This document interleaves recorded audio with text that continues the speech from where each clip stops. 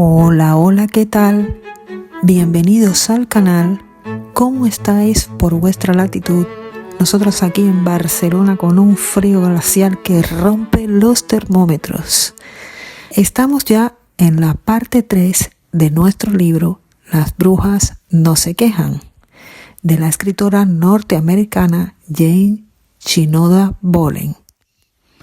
Puedes encontrar la parte 1 y la parte 2 en el link que te voy a dejar en la cajita de descripción. Aprovecho para recordarte, si eres un internauta que nos has encontrado ahora en este instante por casualidad, te voy a recordar que te suscribas al canal y que actives por favor la campanita de notificación para que estés al tanto de las próximas entregas. Y por favor, comparte este canal con tus amigas, con tus familiares, para que nos ayudes a divulgar estos libros.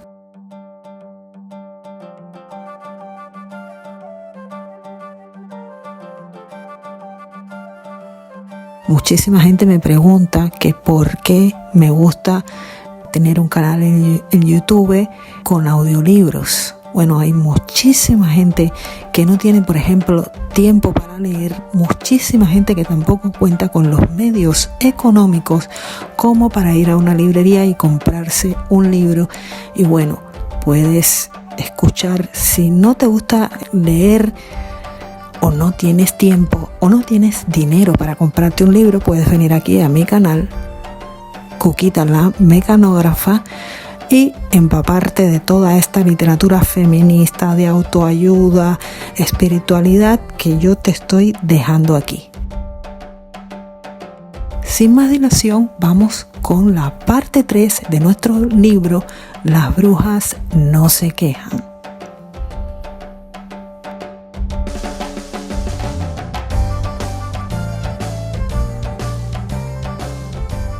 Si eres una mujer que ha disfrutado de la vida y a quien su consabida carga personal de sufrimiento humano no ha conseguido amargarte, con toda probabilidad te convertirás en una anciana sabia y experimentada, lo cual significa que serás capaz de saborear lo bueno que te ofrezca la vida.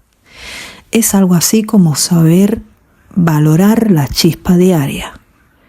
Las mujeres maduras saben lo afortunadas que son al seguir vivas, teniendo en cuenta que la mayoría de la población mundial no supera los 50 y que muchas de sus amistades tampoco han llegado a cumplir muchos años más.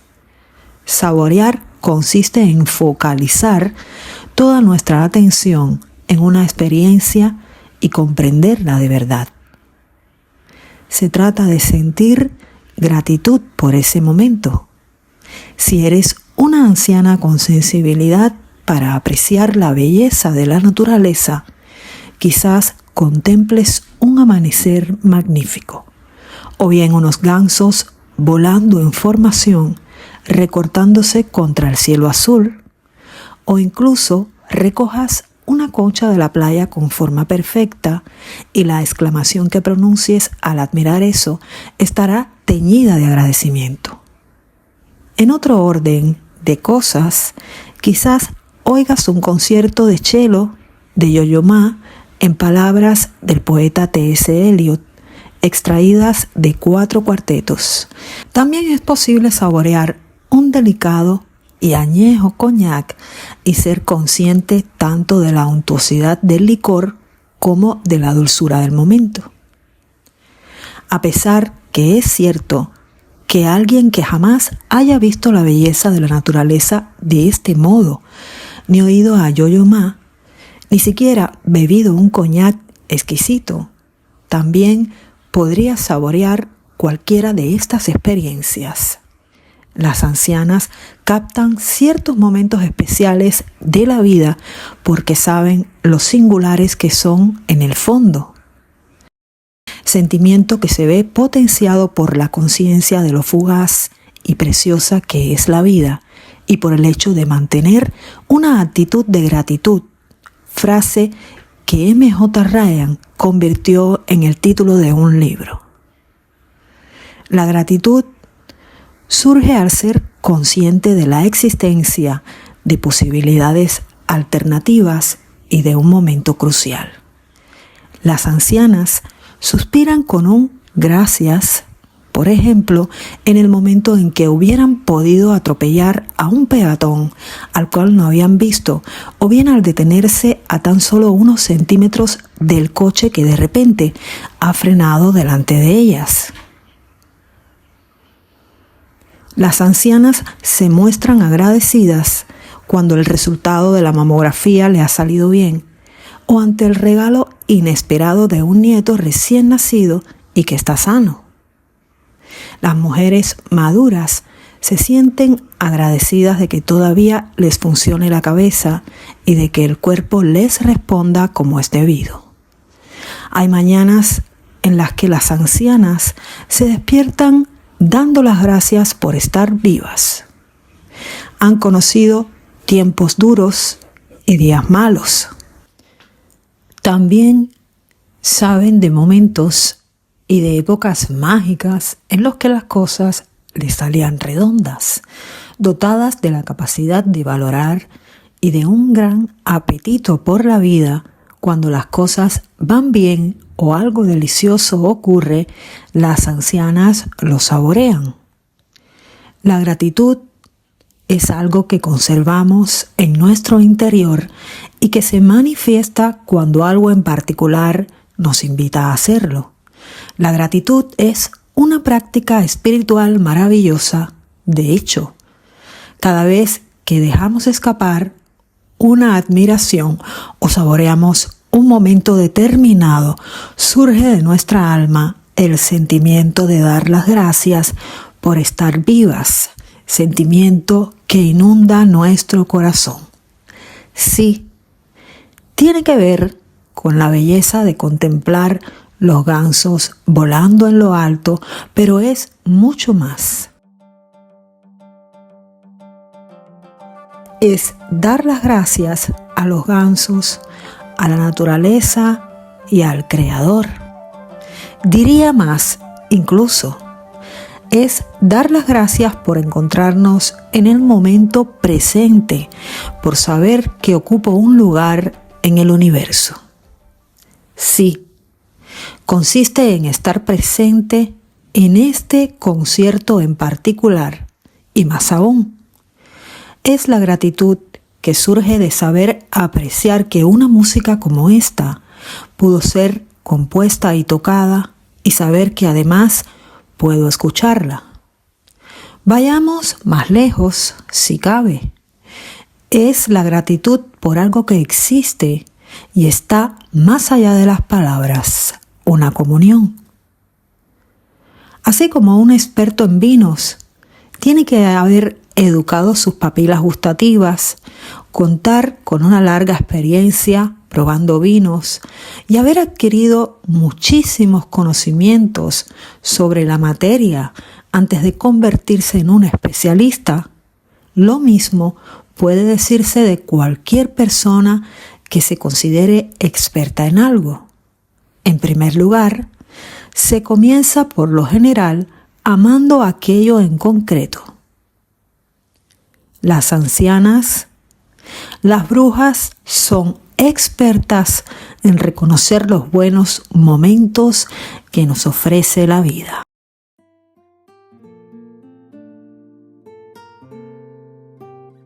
Posibilidades y pensamientos. Cuando me encontraba de gira para presentar Las diosas de la mujer madura, vi, como era de esperar, que entre el público predominaban las mujeres, pero también asistían a los actos unos cuantos hombres, sobre todo cuando las conferencias las patrocinaban grupos junguianos.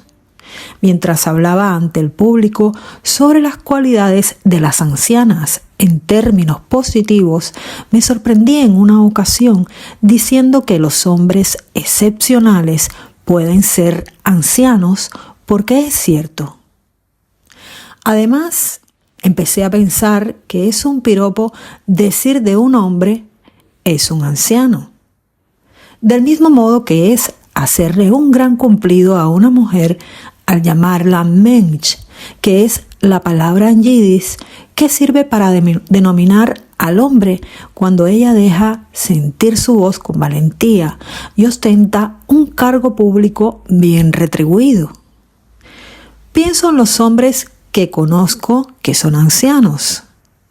La mayoría son hombres que se encuentran en la tercera etapa de la vida, que les interesa muy poco invertir en su imagen, que están comprometidos en el servicio a los demás y que tienen a su cargo o cuidado a personas que los necesitan.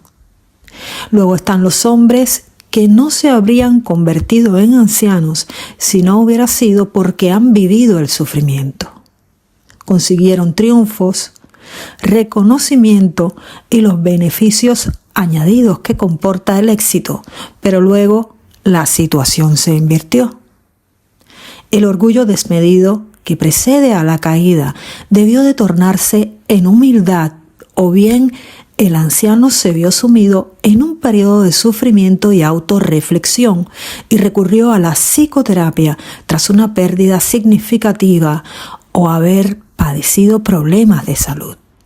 Esta clase de hombres quizás sigan ostentando papeles visibles en el mundo, pero la impresión que causan en los demás o los símbolos del éxito ya no son motivos de interés.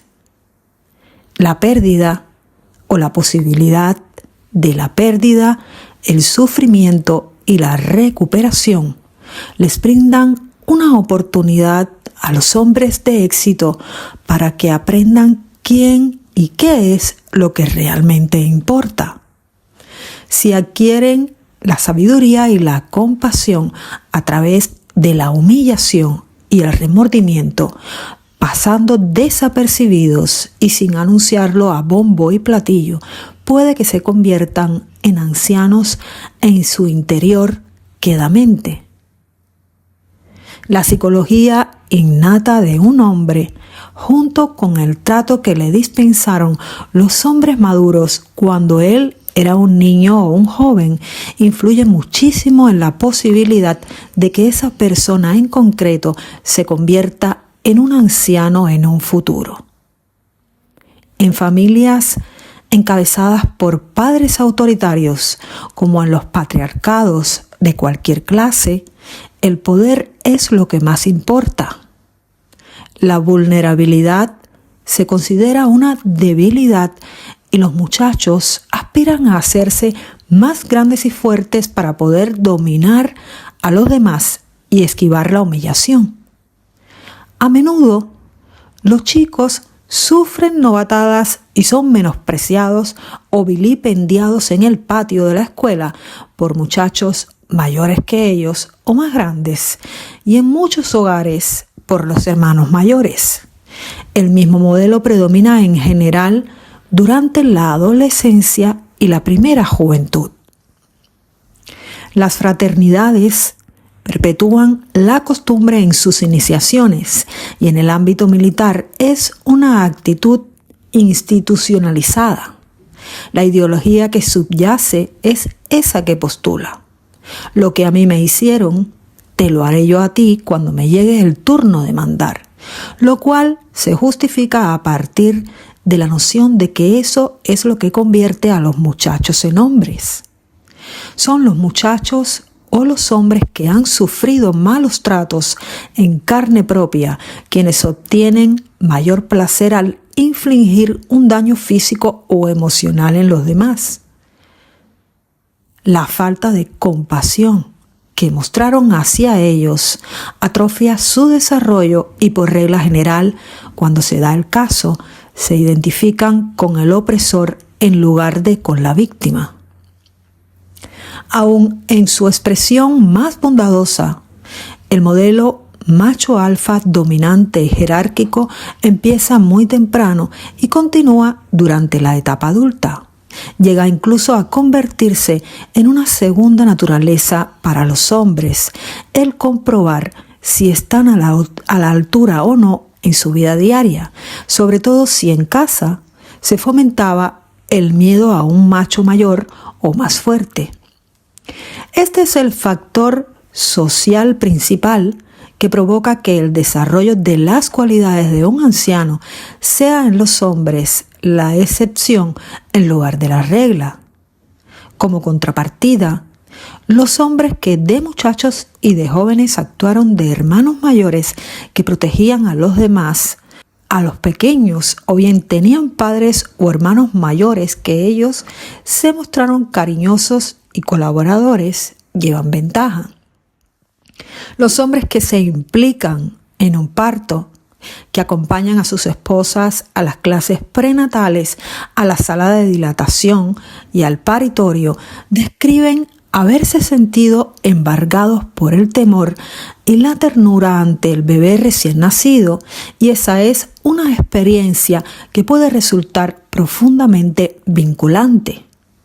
Esta clase de hombres, por lo general, se implica en el cuidado de los más pequeños y en los juegos de sus hijos e hijas, y al actuar de este modo desarrolla las capacidades de nutrir, proteger y cuidar, cualidades del principio femenino en sí mismas.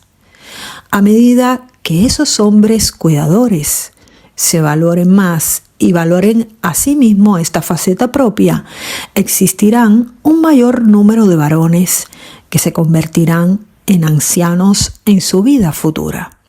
En los viejos hay una disminución natural de la agresividad y la ambición que se relaciona en el terreno fisiológico con una reducción de los niveles de testosterona y adrenalina. Por otro lado, también se dispone de más tiempo para las relaciones y la vida interior, lo cual a su vez propiciará el desarrollo del anciano en estos hombres. Cuando la jubilación planea en el horizonte, el hombre excepcional que puede convertirse en un anciano ya ha actuado de tutor de gente más joven, ha cuidado de los demás y ha formado relaciones profundas y duraderas. Ha crecido en el terreno psicológico y espiritual gracias a una combinación de sufrimiento y de aquello que le sirvió para crecer a partir de la experiencia. La terapia, la meditación, una guía espiritual o la mezcla de desarrollo o posesión de una vida interior junto con la sensación de sentirse conectado con una fuente de significado. El amor es lo que lo motiva y lo alimenta, y no tanto el poder, y por eso puede ser llamado con el honorable título de anciano.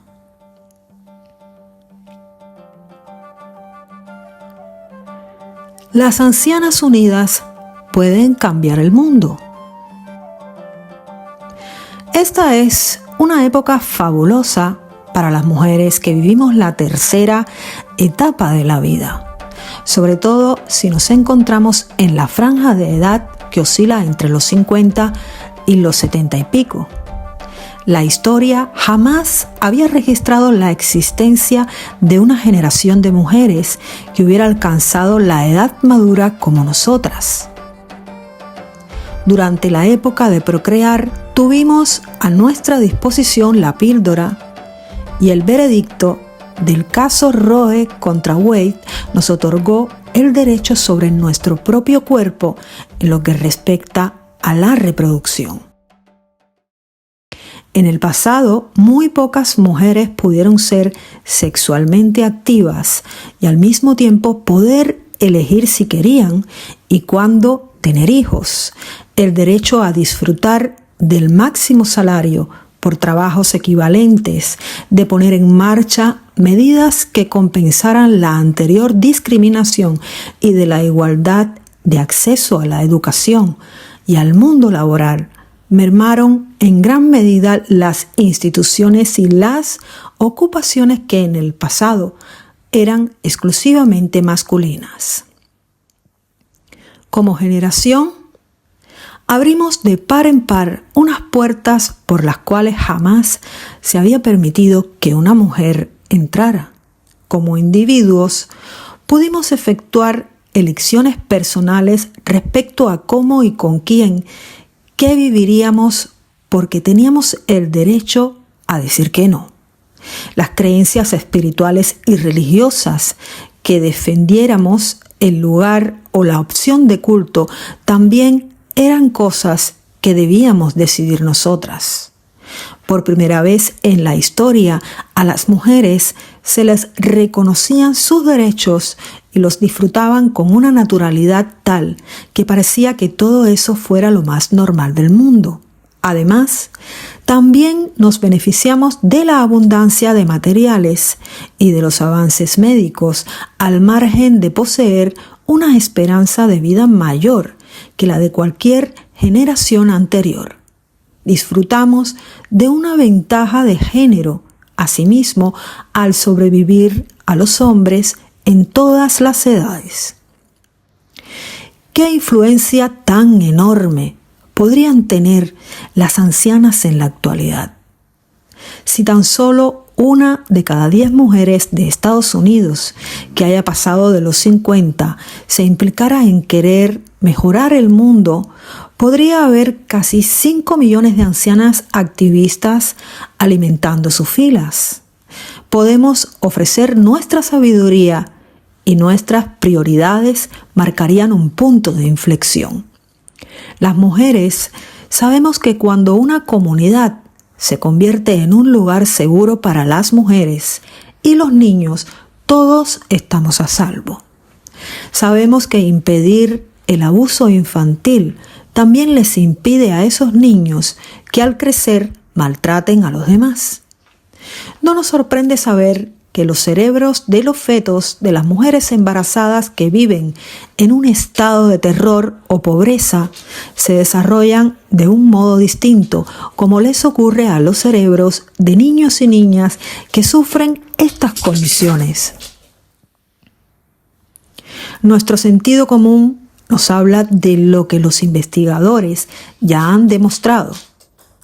Los niños y las niñas están más sanos y las familias son más reducidas cuando las mujeres pueden elegir la reproducción, y si todas las mujeres pudieran acceder al control de la natalidad, eso equivaldría a dar un paso para reducir el problema de la superpoblación, el cual a su vez influye en las crisis ecológicas que arrancan de la escasez de recursos y etc.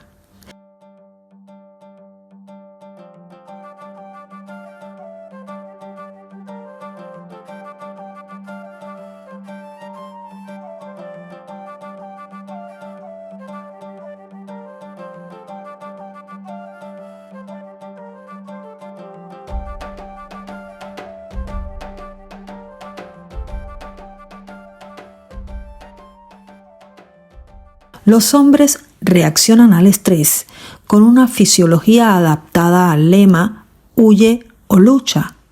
La adrenalina, favorecida por la testosterona, aumenta. Las mujeres, sin embargo, presentan una reacción fisiológica que sigue las pautas de ocúpate y confraterniza.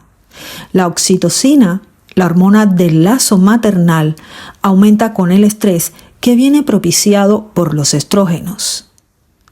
Las mujeres mantienen alianzas mutuas y eliminan el estrés por medio de la conversación, lo cual nos da ventaja a la hora de mantener conversaciones pacíficas. Como contrapartida, los conflictos entre machos alfa versan sobre la supremacía.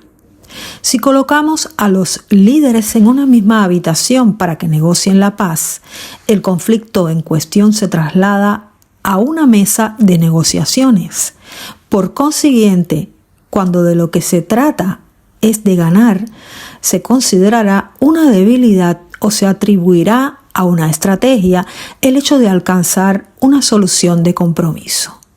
La derrota es una humillación en la cual el perdedor se consuela planificando las represalias y fomentando el odio en la generación siguiente. Lo que sí es cierto es que con independencia de quien gane, sabemos que las mujeres y los niños siempre pierden. Las mujeres sabias y maternales deben involucrarse en los procesos de paz en número suficiente como para cambiar el modelo. En ausencia de esta clase de mujeres, la sabiduría de la anciana se ha visto representada hasta el momento por hombres excepcionales que son ancianos, como por ejemplo Nelson Mandela, Mahatma Gandhi, Su Santidad el Dalai Lama y Jimmy Carter. Un movimiento feminista de base que trajera la paz al mundo empezaría con diversas mujeres reuniéndose en grupos reducidos. Así es como empezaron las sufragistas y cómo los grupos de concienciación se convirtieron en el movimiento para la liberación de la mujer. A través de amistades, de retransmisiones y en la actualidad de Internet, este movimiento de mujeres que se reúnen en círculos fomentan el crecimiento de más círculos y comunican ideas y sugerencias para pasar a la acción. Podría ser geométricamente y luego exponencialmente, hasta que hubiera un número importante de círculos de mujeres que pudiera influir en cómo la humanidad percibe y soluciona sus problemas. La conducta y las actitudes cambian cuando muchas personas las adoptan. La famosa sentencia de Víctor Hugo describe el fenómeno. Nada hay tan poderoso como una idea a la cual le ha llegado su momento.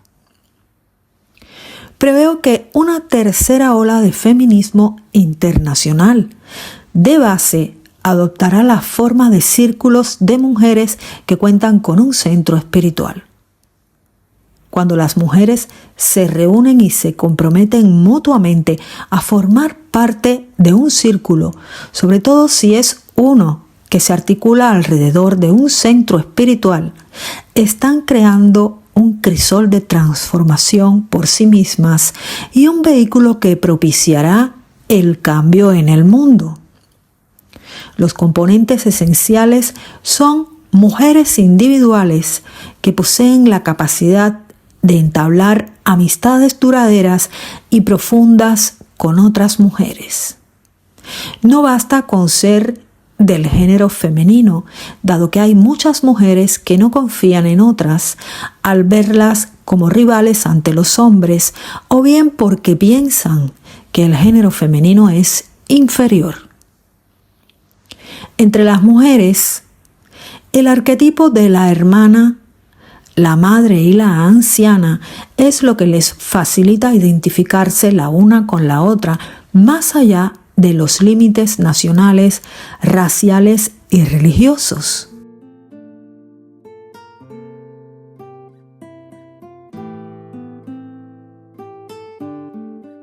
Es esa capacidad de sentir una vinculación afectiva o emocional lo que a las mujeres les permite imaginar cómo sería vivir a ambos lados de la división palestino-israelí, ser mujer en tierra talibán o una madre que vive de las prestaciones sociales en Estados Unidos. Se trata de un punto de vista que no considera que la guerra sea algo que debe ganarse, sino que más bien es causa común de muertes y sufrimientos, sobre todo para las mujeres y los niños inocentes. Las madres siempre han visto a sus jóvenes de 18 a 20 años que visten uniforme como muchachos cuyas vidas quizás terminen prematuramente. Nuestra generación ha sido testigo de casi todos nuestros anteriores enemigos. Se han convertido en aliados o en socios comerciales, lo cual no compensa en absoluto la pérdida individual. Caminando por el monumento conmemorativo de la Guerra de Vietnam, viendo un nombre tras otro de jóvenes muchachos y también de algunas chicas, el derroche y la inutilidad de la guerra emergen a la conciencia. El poder invisible de los círculos de mujeres sobre las mujeres que los componen crece a partir del poder que sus componentes tienen entre sí que es extraordinario. La autoestima, el éxito y el desarrollo del talento tienen que ver con el hecho de que nos hayan escuchado y valorado, amado por lo que somos, animado y apoyado para que lleváramos aquello que nos creíamos capaces de hacer. Cuando existe un apoyo práctico o psicológico que pueda provocar un cambio significativo, es más probable que ese cambio suceda. El hecho de que los demás crean en nosotras o tengan el mismo punto de vista o bien sean modelos de conducta tiene una influencia invisible y poderosa.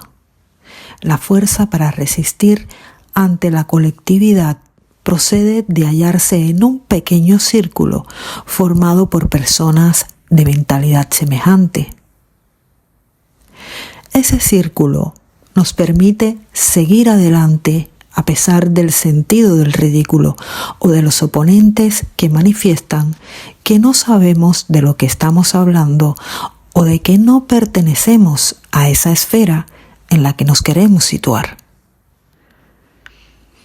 En 1999 escribí el 1.000.000º círculo sobre los círculos de mujeres con un centro espiritual y su potencial para cambiar el mundo, lo cual llevaba a su vez a la formación de la iniciativa del 1.000.000º Círculo Internacional.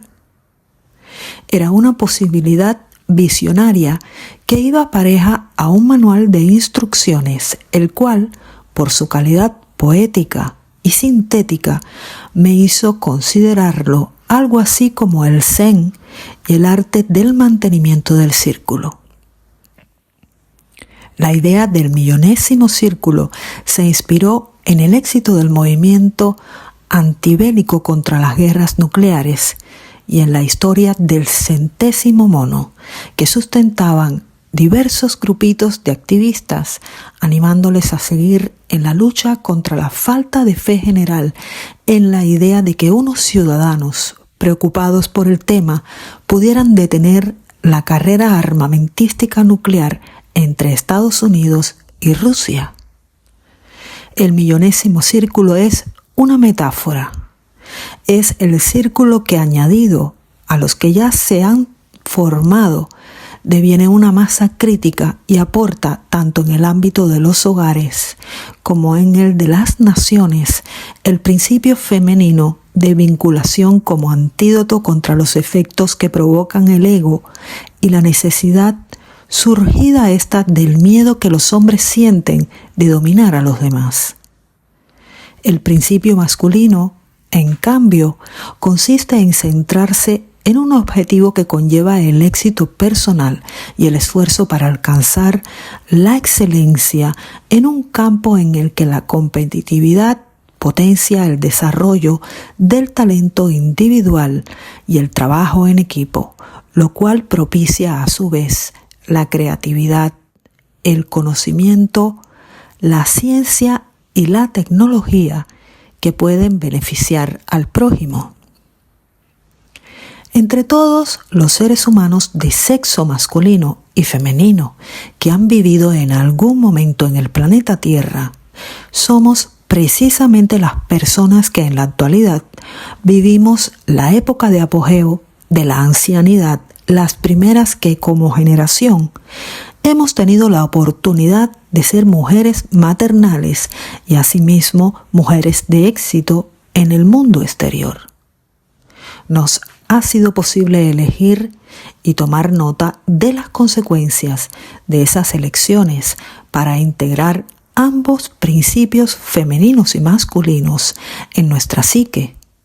Ahora bien, podríamos perfectamente ser un recurso poco duradero, una casualidad histórica que jamás volverá a darse si las religiones fundamentalistas y la actitud patriarcal que éstas generan consiguen sus objetivos. La humanidad lleva un curso destructivo de un modo u otro y la vida del planeta peligra por culpa de ciertos seres humanos masculinos que poseen poder. parece que al Homo sapiens se le acaba el tiempo. En el terreno biológico, la continuación de la especie siempre ha sido cosa de las mujeres. En la actualidad pienso que es cosa de ancianas y hombres excepcionales que merecen tal nombre. El sacar adelante al sapiens, que significa sabio en latín, a tiempo para garantizar la continuación espiritual, psicológica e intelectual de la humanidad.